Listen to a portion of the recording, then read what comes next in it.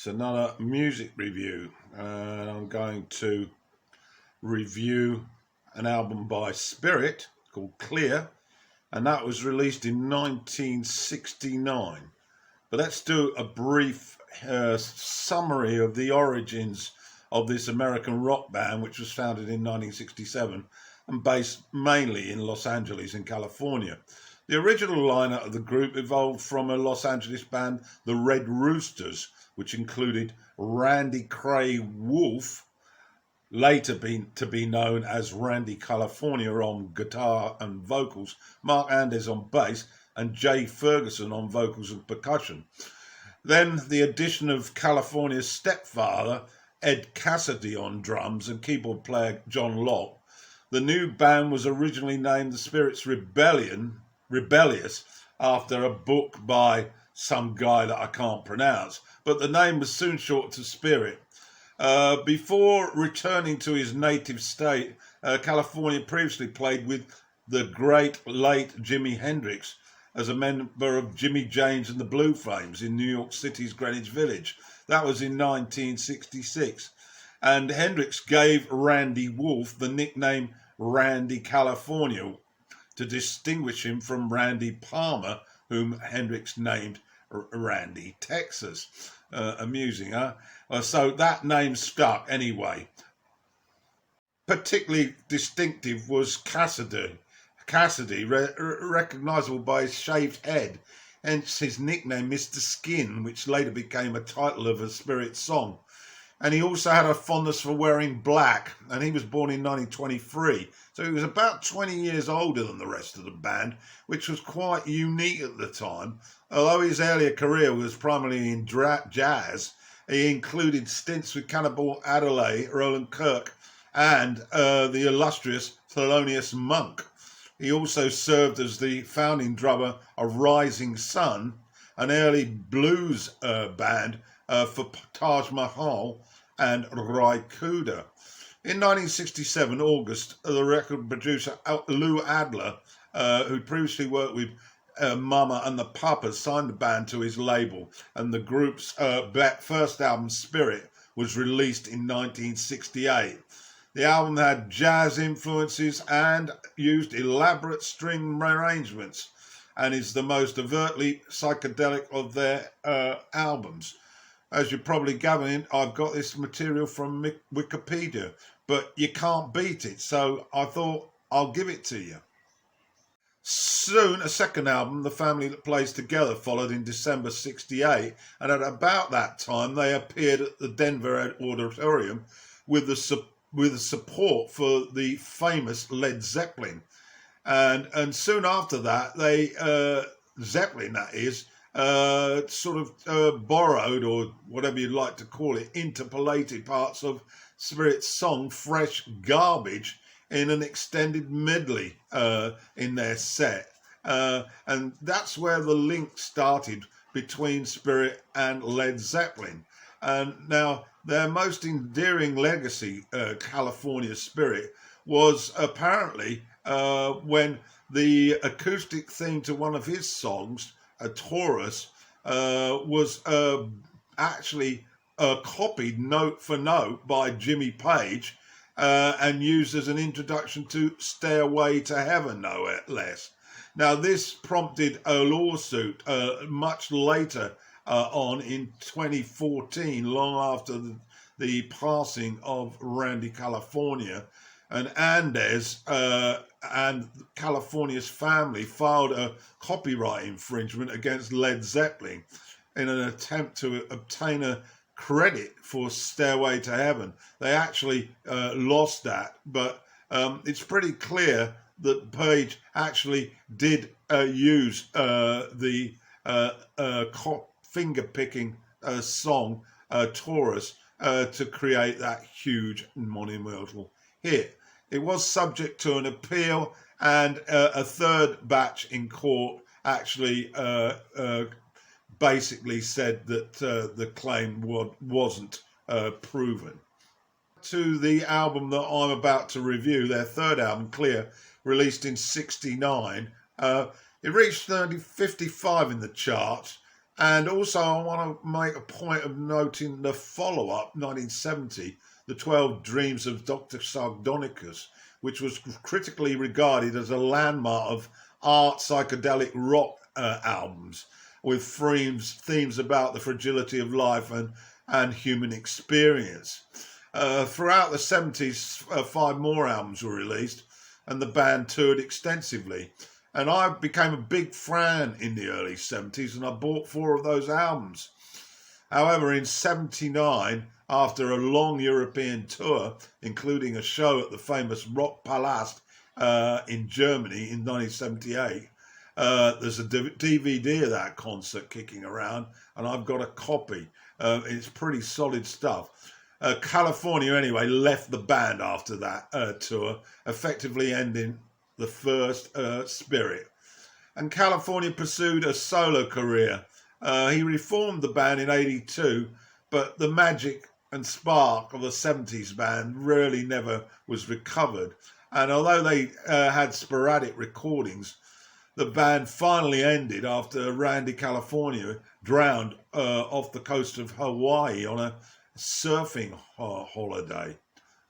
To Clear then, the band, Jay Ferguson on lead and backing vocals and percussion, Randy California guitars, backing and lead vocals, John Locke is on keyboards, Mark Anders bass, backing vocals, and Ed Cassidy on drums and percussion. Now I'm going to go through the track list at a fearsome rate, it has to be said. I have got some of the slides for the lyrics, but not all of them. Pretty difficult to get hold of material about this band. So I thought I'd do a review and maybe a few more to get my thoughts on paper. This is the problem with time. You know, it erases all this valuable information about bands some 50 years ago. So on to the first track, Dark Eyed Woman. It's got an awesome wah-wah guitar solo in the middle of this, very Hendrix influenced. The percussion and drums are also a highlight. It's got a driving rock beat, tasteful psychedelic guitar licks, and it's very riffy and energetic.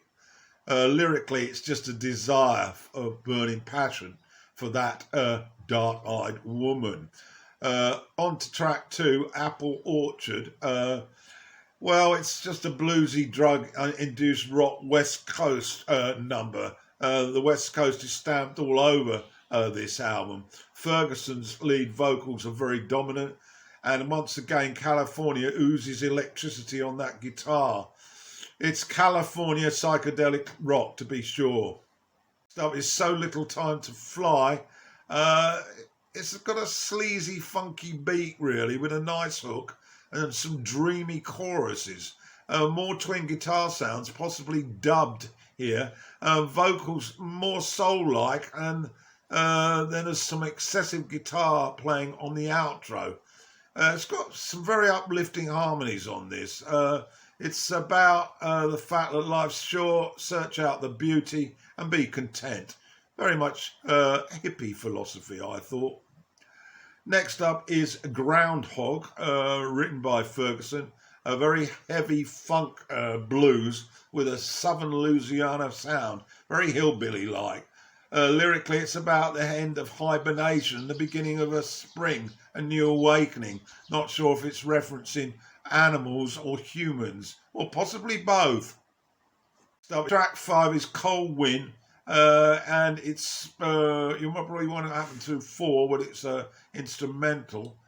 Sorry, no, I've got my right. Cold Wind.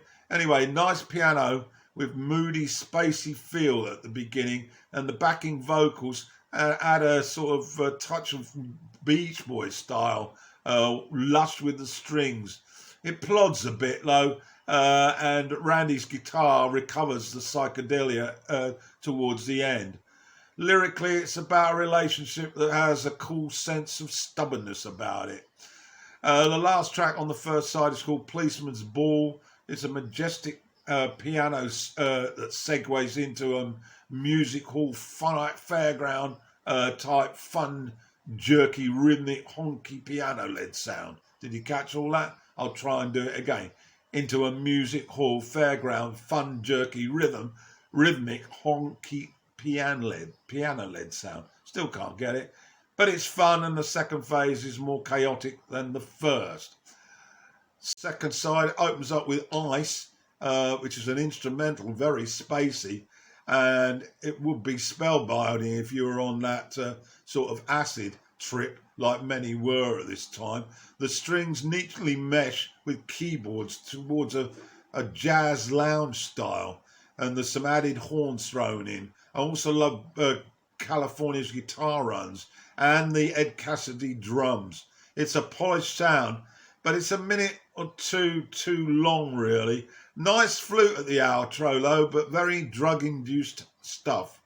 Next up is Give a Life, Take a Life, and there's certainly a lot of Beach Boys influenced pop and strings on this, coupled with the harmonies. It's adequate, of course, and then there's a jazzy, lilting rhythm that takes over before the recycled synthotic film returns. And then there's a mishmash at the outro, which I couldn't quite understand. Next up is I'm Truckin, rocking and a rolling song. That's a pretty standard stuff for the time. The keyboard's up the pace with the guitar more pronounced. And of course, it's a travel song about a period away from us. Us meaning, I guess, the family or the family home. The return to that special feeling of being on the road. Clear is next, the title track. This is another instrumental with strings.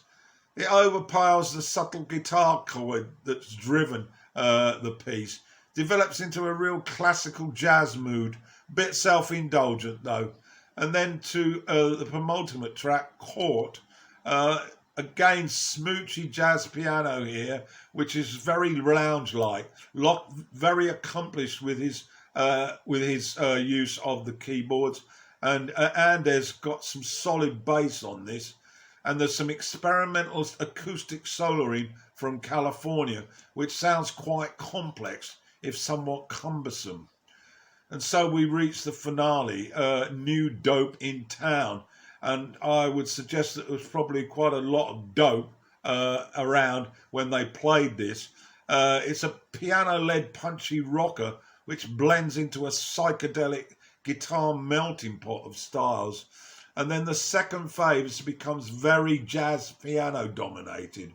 It's pretty impressive though, before we slide into that woozy drug-induced guitar extravaganza.